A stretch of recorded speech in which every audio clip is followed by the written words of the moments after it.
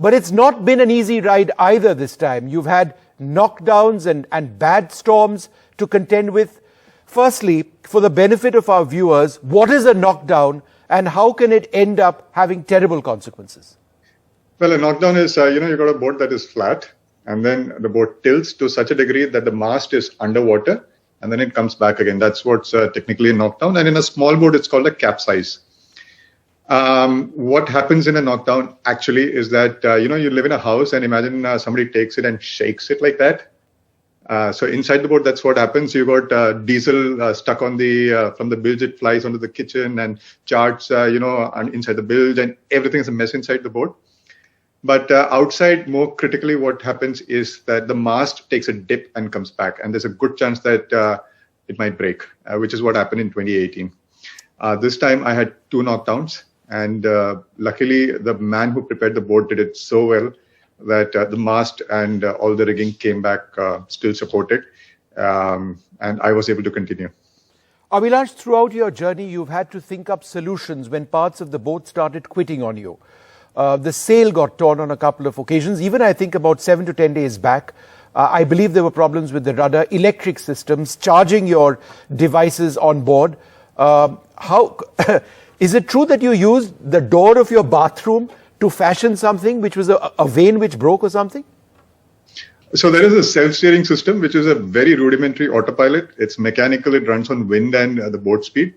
And I initially had problems with the vane on top that kept breaking. And then I removed the ceiling of my boat. And with that, I fashioned a wind vane. And I took off perspex sheets from my chart table, sawed that off and used that. So that top part was taken care of. But eventually the bottom, the rudder that goes into the water, which takes a lot of strain, that started breaking. I had 3. I ran through all 3. And then finally, I ripped off my toilet door and made a blade and put it. That broke. I took off the hatch covers of my storage space and I, put that there. That broke. And finally, what I did is I dismantled my anchor and, took out a piece that was quite similar to this rudder blade. And I installed that. And with that, I sailed about 11,000 miles to the finish. You were going through intense waves at a particular time. That's when a lot of things started going awry, right?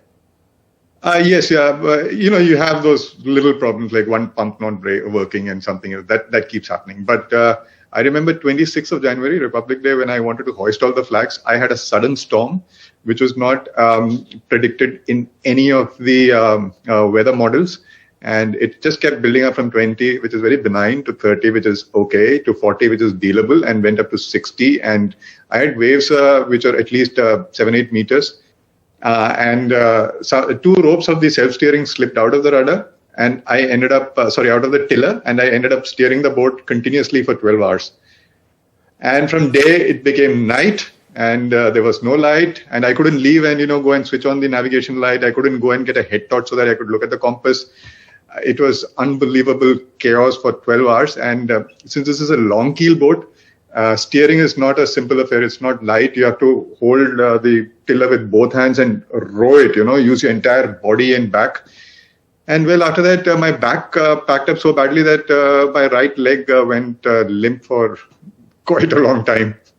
I was dragging my right leg along the boat for many days. And water flooded into your cabin at that stage. Your electrical systems were also exposed. And you couldn't give up the tiller at that stage.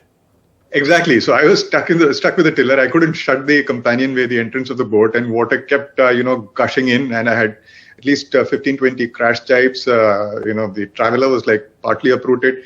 And this water went straight onto the chart table. And from the chart table, that's where you got all the electronics. It went into the switchboard, and the VHF switch started malfunctioning. And a lot of chaos happened that day.